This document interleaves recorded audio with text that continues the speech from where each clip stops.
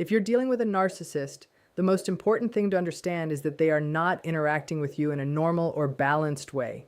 You approach relationships with the belief that they are built on mutual respect, healthy exchange, and shared understanding. This is the positive perspective you naturally bring, and it's what makes meaningful human connections possible. However, the narcissist operates from an entirely different mindset.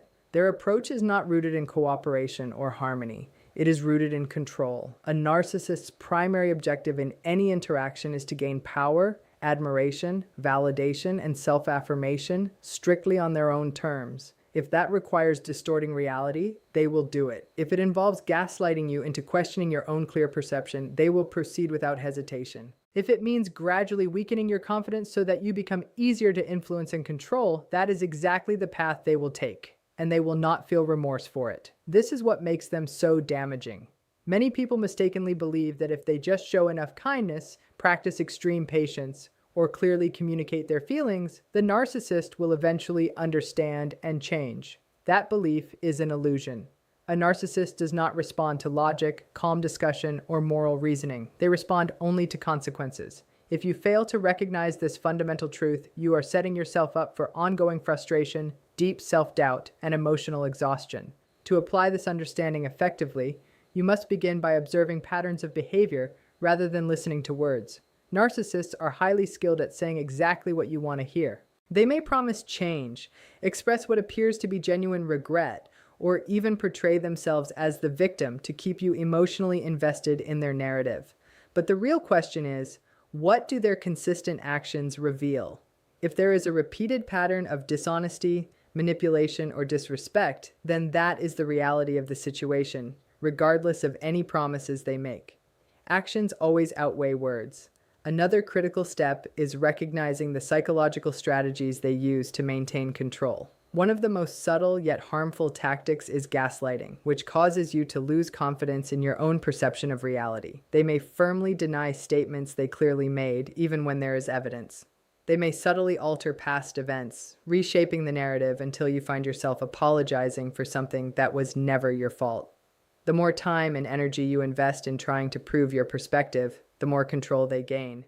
This happens because the act of defending yourself places you in a reactive position, meaning they are setting the terms of the interaction. Another common tactic is intermittent reinforcement, where moments of kindness and affection are unpredictably mixed with cruelty or neglect. This creates a powerful psychological effect similar to addiction. If someone were consistently unkind, you would eventually distance yourself. But when occasional warmth is introduced, your mind becomes focused on those positive moments, hoping they will return. You may begin to believe that if you behave in the right way, you can bring back those good moments more frequently. This creates a harmful dependency where you remain in the relationship not because it is healthy, but because you are chasing those brief glimpses of kindness that were never genuine stability, but rather tools of control. Projection is another tactic frequently used.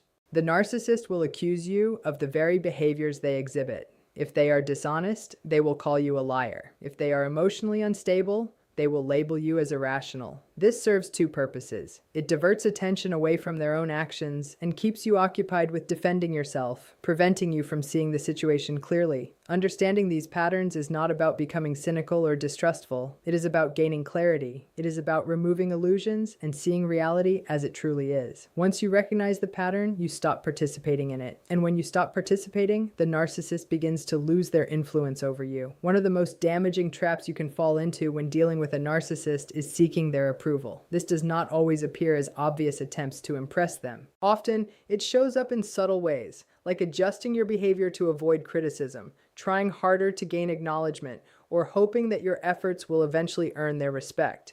This trap is easy to fall into because human beings are naturally wired for connection. When you invest time and energy into a relationship, whether personal or professional, you expect some level of recognition. You assume that if you communicate clearly, demonstrate loyalty, and show patience, the other person will eventually respond with appreciation and fairness. But with a narcissist, that moment never comes. This is because they do not operate on mutual exchange. Instead of viewing your efforts as something to value, they interpret them as confirmation of their control over you. Each time you adjust yourself to avoid their disapproval, you reinforce their dominance. Each time you wait for their validation, you give them authority over your sense of self-worth. If you believe there is a perfect combination of words or actions that will finally make them recognize your value, you are chasing something that does not exist. For them, expectations will always shift. The standard you are trying to meet is intentionally designed to remain out of reach. The key realization here is that their behavior is not a reflection of your worth. Their inability to treat you with respect is rooted in their own internal instability. A narcissist's self-image is fragile, built on an inflated sense of superiority that must constantly be reinforced. They cannot admit fault because it threatens that fragile identity. They cannot genuinely value others because doing so would mean relinquishing control. As a result, they move through relationships by extracting, manipulating, and minimizing others to maintain their own illusion of importance. Once you truly understand this, the path forward becomes clearer. You must begin to detach emotionally, mentally, and when possible, physically. This starts with one essential change. You must stop seeking their approval entirely. This does not mean responding with hostility or becoming unkind. It means stepping out of the psychological dynamic they are trying to create. In practical terms, this means you stop justifying yourself to them. A narcissist thrives on arguments because arguments validate their perspective. The moment you start defending yourself, the conversation becomes centered on their distorted view rather than your reality. It also means letting go of the need to explain yourself.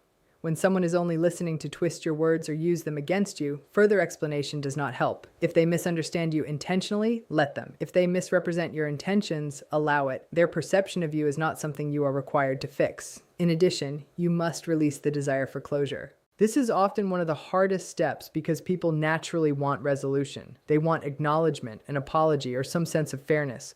But with a narcissist, that resolution is unlikely to come. Continuing to seek it only prolongs your involvement in the cycle. The only real closure comes from your own decision to step away, to disengage, and to accept that their acknowledgement is not necessary for your sense of self to be complete. Perhaps the most important shift is redefining where your validation comes from. If you have spent a long time shaping your identity around meeting the expectations of someone incapable of valuing you, it is time to reclaim that authority. Your worth is not something that depends on another person's recognition. It is something you define for yourself. The moment you begin to internalize that truth, the dynamic changes. The narcissist loses the leverage they once had because their influence depended on your need for their approval. When that need disappears, so does their control. One of the most significant mistakes you can make when dealing with a narcissist is assuming that playing by normal rules will protect you. Believing that fairness, logic, and giving them repeated chances will eventually lead to mutual respect is based on a misunderstanding. It assumes that they value fairness, respond to reason, and are engaging in the same emotional framework as you. They are not. A narcissist operates from a completely different internal system, one that prioritizes control over connection, dominance over understanding, and self-preservation over truth. Most people step into a conflict, a disagreement with a friend, a difficult conversation with a partner, or even a workplace issue assuming that there is a shared sense of objective reality. They believe that if both sides honestly present their perspectives, the truth will naturally emerge, and some kind of understanding can be reached. But a narcissist has no genuine interest in mutual understanding. Their focus is on winning. This is where you must stop making the mistake of thinking that being the more reasonable person, being endlessly patient, or always trying to understand will eventually lead to a breakthrough. It will not, because to a narcissist, your willingness to engage, to keep explaining, to keep justifying your actions, and to keep hoping for a rational outcome is not seen as strength. It is seen as vulnerability. It signals to them that they still have influence over your thoughts, your emotions, and your decisions. It shows them that you are still playing within their framework, even if you are unaware of it. So what should you do instead? You must stop responding in the way they expect. You must stop feeding them the emotional energy they rely on, because this is a crucial truth. Narcissists are not internally stable. They do not generate their own consistent sense of identity or self-worth.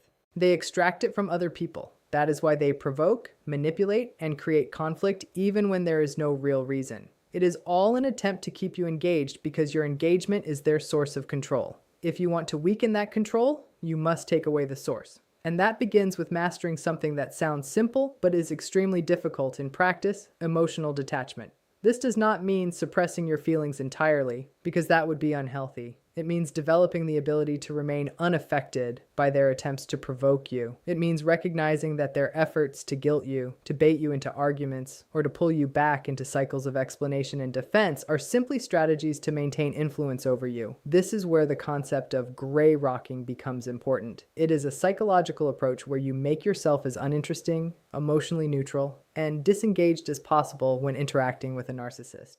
They thrive on reactions, whether it is anger, frustration, sadness, or even affection. Any strong reaction confirms that they still have power. But when you consistently refuse to react, when you stop providing the emotional response they expect, their influence begins to weaken. Without that emotional fuel, they lose interest and often move on. But this is not easy. It is not easy to remain calm when someone is deliberately trying to provoke you.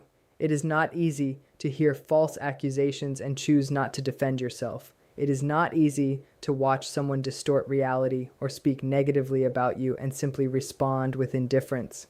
Yet it is necessary, because every time you engage, every time you argue back, every time you try to prove your point to someone who has no interest in truth, you are reinforcing the very cycle that is draining you. This requires a strong form of psychological discipline. It means being able to tell yourself that you do not need this person's validation. You do not need to correct every false narrative they create. You do not need their approval to confirm your worth. And when you reach that level of detachment, you become far less vulnerable to their influence. A narcissist cannot control what they cannot provoke. Ultimately, the most effective response to a narcissist is not anger or confrontation. It is indifference. When they realize they can no longer pull you into emotional chaos, they begin to lose interest. And that is when you start to regain your sense of freedom. One of the greatest dangers when dealing with a narcissist is becoming trapped in the endless cycle of conflict they create. You may believe that if you can just make them understand your point, if you can clearly explain your perspective, or if you can get them to admit their behavior, then the situation will improve. But this is an illusion. A narcissist does not argue to resolve anything. They argue to dominate. Their goal is not to discover truth, reach mutual understanding, or even logically defend their position. Their goal is to keep you emotionally involved. As long as you are reacting, you are still participating in their system. And as long as you remain in that system, they maintain control over the dynamic. Think about how these situations often unfold. You bring up a valid concern, something they said or did that was hurtful or dishonest. A typical person, even if they disagreed, would at least try to understand your point of view. They would engage in a meaningful way. But the narcissist responds differently. They deflect responsibility, they shift blame onto you, they bring up unrelated issues from the past, they twist your words, they accuse you of being the problem. Before you realize what is happening, the original issue is no longer being discussed. Instead, you are defending your character, trying to prove that you are not at fault, and that is the moment they gain the advantage. Because once you are defending yourself, the focus has shifted away from their behavior. The conversation is no longer about what they did. It is about whether you can justify yourself. This is how they reverse the roles. You end up feeling as though you are the one being judged, investing your time and energy into a situation that was never intended to be fair. It becomes a draining and unproductive cycle. So how do you break out of it? You disengage. You stop explaining.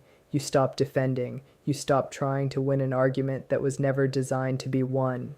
This does not mean you allow poor treatment or accept disrespect. It means you refuse to participate in a manipulated dynamic. It also means setting boundaries that are clear and firm. A narcissist feeds on emotional instability and will push repeatedly to see if your limits are real. If you say you will not tolerate a certain behavior, they will test that statement.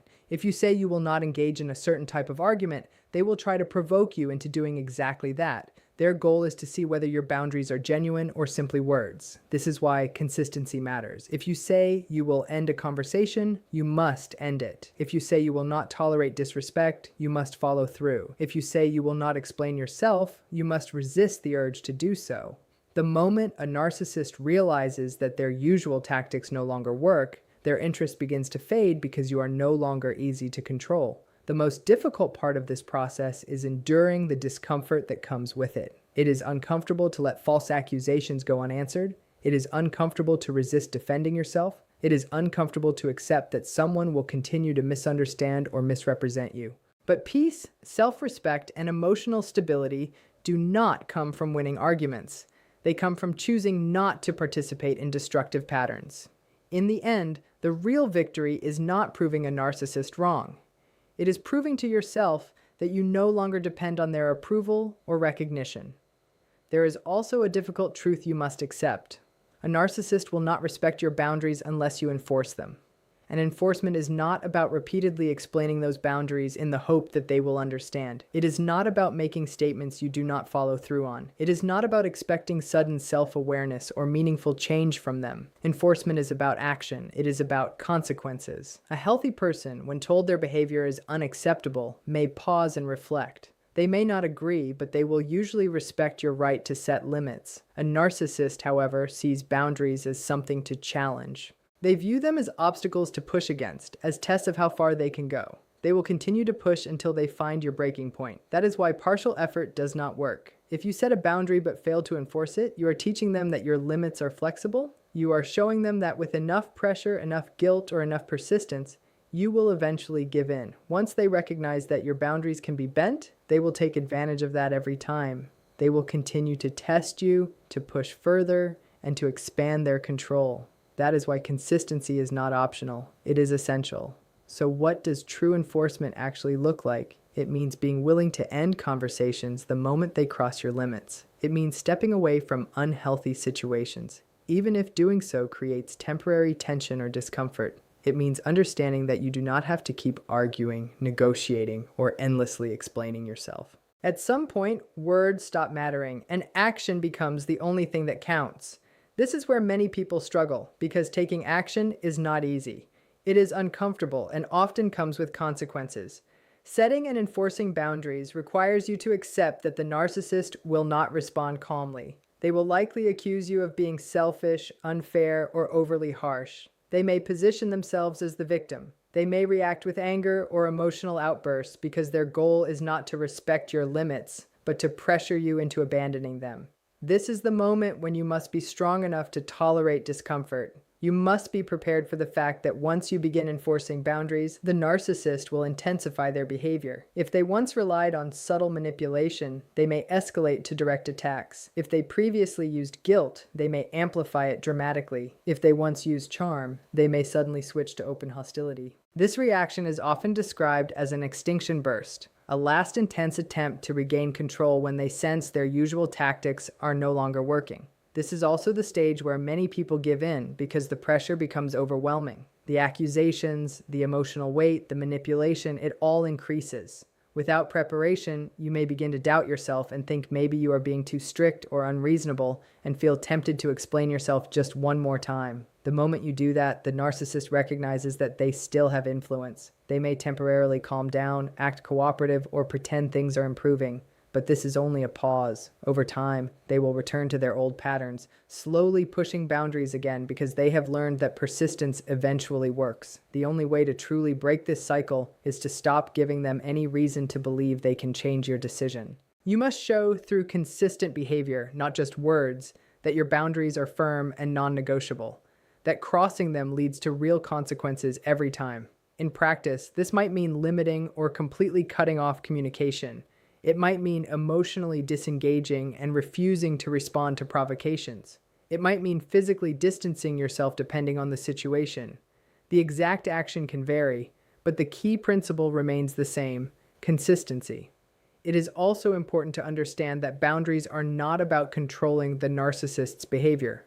You cannot control what they choose to do. They will continue to act in ways that serve their need for control, validation, and dominance. Boundaries are about controlling your own responses. They are about deciding what you will accept and what you will not, and removing yourself from situations that drain your energy and well-being. When you begin to live by that principle, something shifts. The narcissist's influence over you starts to weaken. Their ability to manipulate or provoke you begins to fade, and in its place, you start to reclaim something essential: your sense of self, your dignity, and your inner peace. That outcome is worth every bit of discomfort you endure in the process. One of the hardest truths to accept when dealing with a narcissist is that they will never give you closure. The apology you may be waiting for, the moment where they fully acknowledge the pain they caused, is unlikely to ever happen. And the longer you wait for it, the longer you remain caught in their psychological grip. The reality is that narcissists do not reflect on their actions in a healthy or accountable way. They do not spend time examining their behavior with genuine remorse or considering how to make things right. That is simply not how they operate. Their focus is not truth or accountability, it is control. If maintaining that control requires rewriting past events, shifting blame onto you, or distorting reality to the point where you begin to question yourself, then that is exactly what they will do.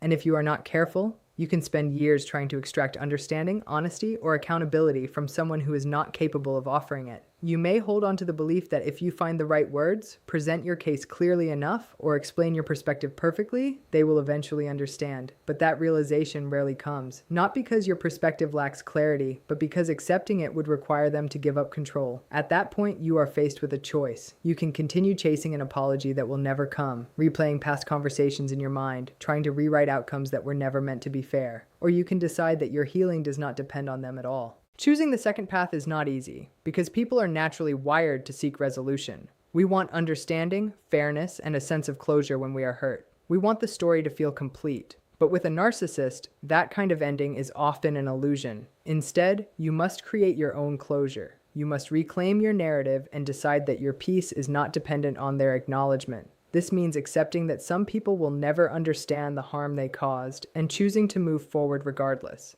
It means letting go of the belief that their validation is necessary for your recovery. It never was. True healing begins when you stop waiting for them to release you and instead release yourself.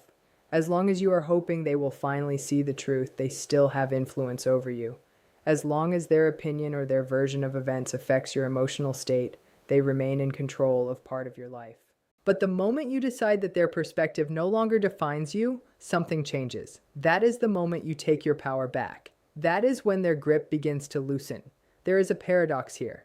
The less you need closure from them, the more control you gain over your own life. The moment you stop explaining, stop defending, and stop waiting, you become far less vulnerable to their manipulation. A narcissist's greatest strength lies in their ability to exploit your need for resolution and understanding. When that need is no longer something they can use, their influence weakens significantly. Healing from a narcissist is not about forcing them to acknowledge what they did. It is about recognizing the truth for yourself. It is about seeing their behavior clearly and understanding that their lack of accountability is not a reflection of your value, but a reflection of their own internal issues. It is about realizing that closure is not something they give you, It is something you choose for yourself, and when you genuinely accept that, the weight they placed on you begins to lift. The confusion, the frustration, the self-doubt, all of it starts to fade over time. Not because what happened was acceptable, but because you have chosen to no longer let it define you or control your future. In the end, the most powerful response is not proving them wrong, demanding an apology, or exposing their behavior. The most powerful response is building a life that no longer revolves around them. It is creating a life that is full, independent, and free from their influence. When you reach that point, they become less significant. They become a distant memory rather than an active force in your life.